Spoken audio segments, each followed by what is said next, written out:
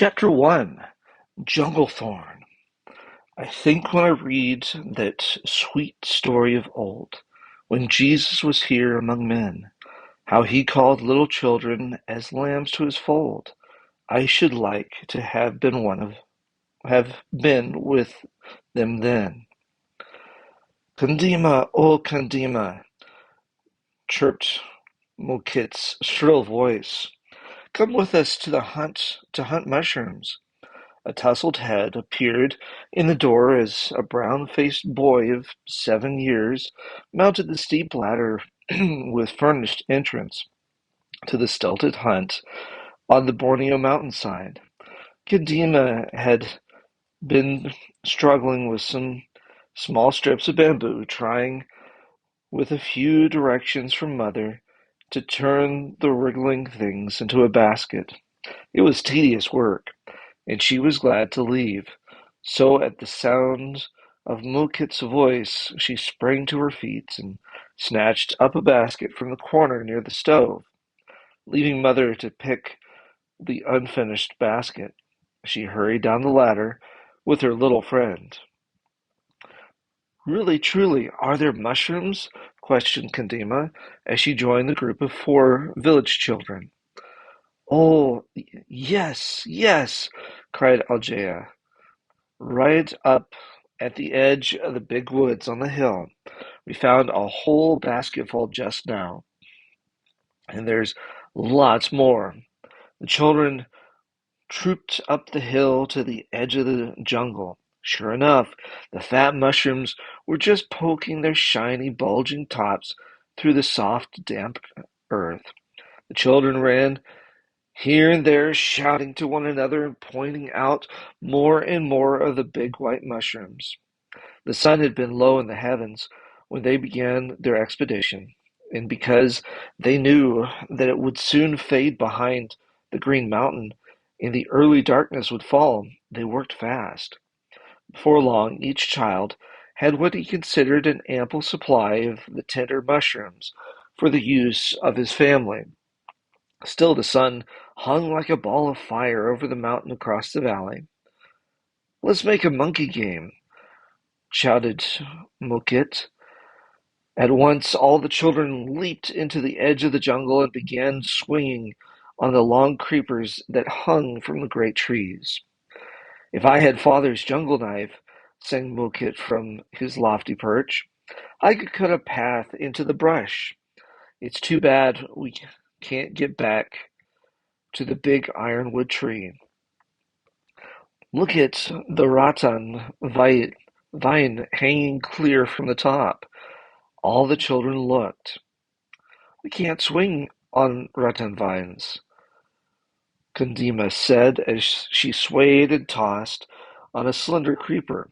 Those vines have big thorns. When the little ones had played at swinging for a few minutes, a strange noise deep in the forest startled them. Fearful that some wild animal might be close at hand, they all scrambled through the tangled vines and back to where they had left their baskets. Kadima had chosen a very slender vine for her swing, and in her fright she gave it a hard jerk. It broke, and she was thrown deep into the thicket. A sharp pain stabbed her eye. She heard the children calling, Kandima, where are you?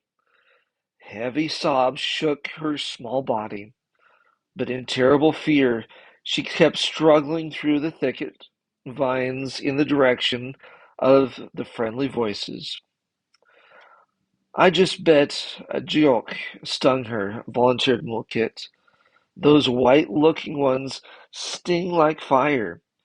He pointed to a fuzzy, pinkish-white caterpillar clinging to the bark of a sapling. Never mind the jiok, Kadima. Come put mud on it, and it won't hurt so much. At this moment, Kadima emerged from the jungle, holding one hand over her right eye and sobbing convulsively. Mukit ran to her. Let's see the hurt, he urged sympathetically, trying to pull the hand away. For an answer, Kandima gave him a hard kick on the knee. held her hand tighter over her eye, and cried louder and louder. Mukit picked up Kandima's basket of mushrooms as well as his own. All the children trotted down the hill. Kandima followed as fast as she could. Her sobs had increased to loud wailing, and the wailing now became shrill screams. Child, child, what is the matter? Mother came running with baby Bonnie on her back. At the sound of Mother's voice, Kadima just sank down on the ground. The small legs refused to go any farther. Mother drew the little brown hand away. Adore, adore, look, oh look! A great thorn has gone clear into her eye. She screamed as loudly as the child, and presently all the women came running to see what was wrong. It is broken right off, and it can't be drawn out, exclaimed Kotick's daughter, bending over the child. This graceful young woman was a person of action, and she untied baby Bonnie from mother's back, handing him to one of his aunties for safekeeping. Kodima was a big girl, 6 years old, but the mother lifted her easily and carried her to the spring where clear, cool water trickled from a bamboo trough. There she watched the injured eye over and over again. The cool water revived the fainting little one, and she began to scream with renewed energy. What goes on here? Questioned a gruff voice. Kandima's father had just returned from harvesting in a distant clearing and knew nothing of the accident. A dozen voices began a loud explanation. He elbowed his way through them all and took his little daughter in his arms. Comforted by the security of her father's strong arms, Kandima ventured to open her left eye just a little, but the look in her father's face caused her to scream with redoubled vigor. She had never seen her father look so grave. It must be taken out, father said through clenched teeth. It must be taken out, but I can't see how. No one in all the crowd now assembled could give a single suggestion, but Kotick's daughter ventured the opinion that her eye will never be good any more anyhow. All of these things fell like rain of suffering on the heart of Kandima. Throughout the night, father held the tossing child. With many words of love and comfort, he tried to soothe her, but she did not sleep or eat for many days. She drank water from the spring in large, long draughts, for her small body was hot with fever. Finally, through the natural process of the decay of injured tissue, the heavy thorn came away, but Kandima sensed that her eye was a pitiful, repulsive sight. As the weeks went by, the little girl ran about the village again, but not with her former carefree abandon. The left eye was sore and red out of sympathy with the ruined right eye. Kandima had no looking glass, but the clear pool at the spring taught her many things.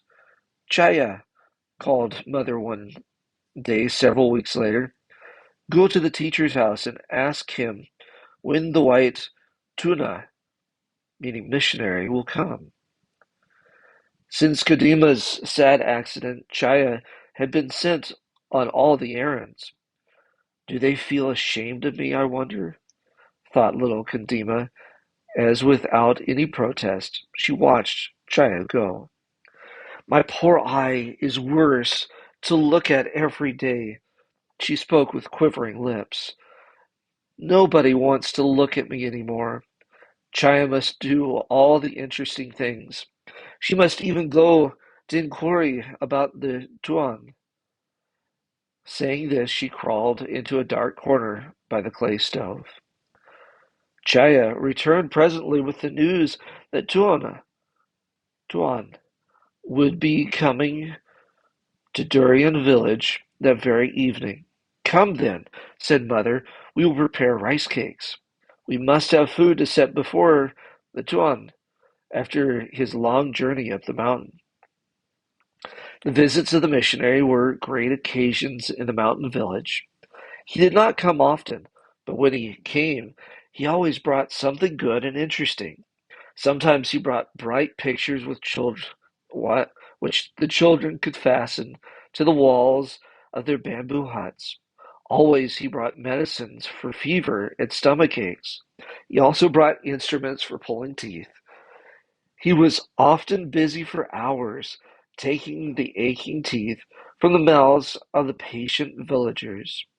The children knew that in the big pockets of his khaki coat were bits of bright candy. He knew and loved them all. Yes, it was a great day when Tuan came to the village. Blind old Cookit, who suffered from constant aches and pains, waited for the Tuan to come and bring his hot rubbing medicine. I can feel the devils going out of my bones when the Tuan puts his hands on me, the old man grunted. He was still a heathen. In fact, the village was about evenly divided between the old heathen ways and the new teaching about Jesus that had come to Durian village a few years before. Nevertheless, when the Tuan came, all alike welcomed him with joy. The blessings he and his teachers brought were for all. Kandima had always been a great favorite with the Tuan. Now, with a sad little heart, she watched her mother and Jaya prepare the cakes. He won't remember me, she said over and over to herself. She was crawling off to cry when mother called her. Kadima, you help us weave the little cake baskets. She sat down beside Chaya on the split bamboo floor and drew a pile of green leaves toward her. With willing fingers, she plaited the four long strips of green into a tight little box, perfectly woven together with a long tail of green leaves to hold it by. It could be opened just a little so the washed rice could be poured in. Chaya put the right amount into each little basket box. Mother had a big kettle of boiling water ready. The little green boxes were fastened together in clusters by their long tails and boiled in the kettle until the rice swelled and filled each little container to a state of perfection. This did not take long. When the cakes were boiled, Chaya spread them on a large, flat basket to cool. Later, grated coconut and brown sugar would be provided, and the rice cakes would be dipped in the sugar and coconut as eaten. Kandima crept down the ladder. There was Mukit in his backyard tending a row of bamboo lengths set up against a backing of live coals. The bamboo were about 2.5 feet long. Each one had its mouth stuffed and wadded with a wad of banana leaf. Are you making the pullets for the Tawan? Kadima squatted down a little way from the fire. The Tuan likes pullets, Mukit answered with dignity. He turned the long green sticks one by one. My mother made enough cakes so everyone could have some. My mother made enough cakes for everybody too, Kadima smiled. My mother learned to make this kind of cake from the old teacher who was here before Nawads came. Mukit spoke with considerable pride. Yes, I know. Our people would never have known lots of things if the teachers hadn't come. Kandima spoke thoughtfully.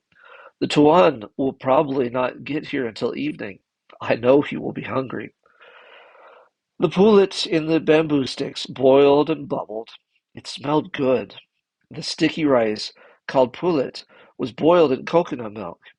The green bamboo lengths were lined with a roll of banana leaf, young and tender.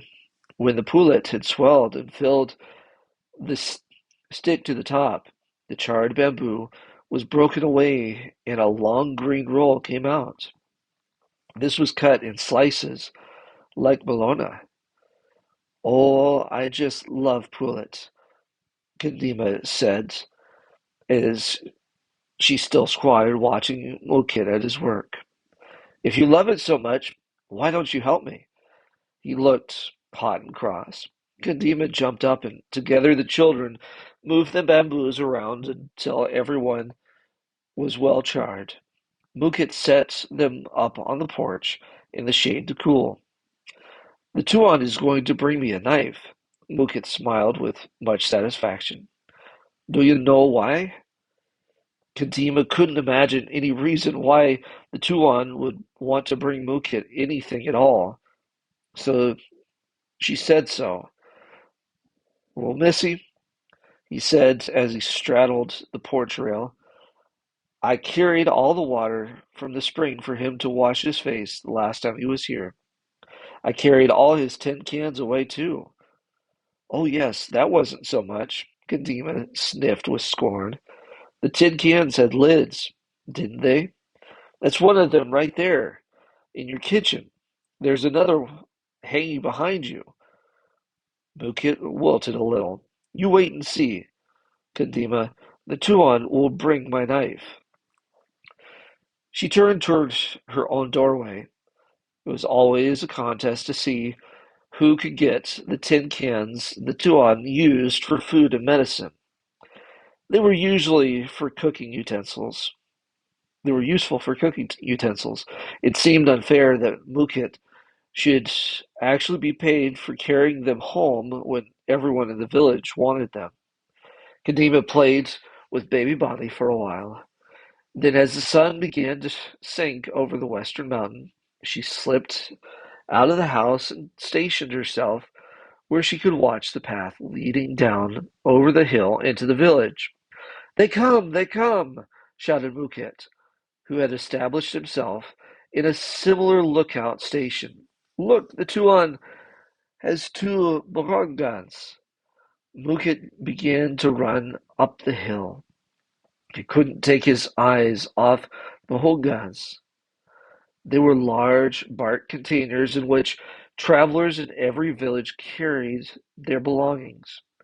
Mukit's knife might be in one of them. Kandima didn't run up the hill. She watched the happy company approach the native teacher's house. Then she crept home, hid herself under the mosquito net, and cried some hot, salty tears out of her one good eye.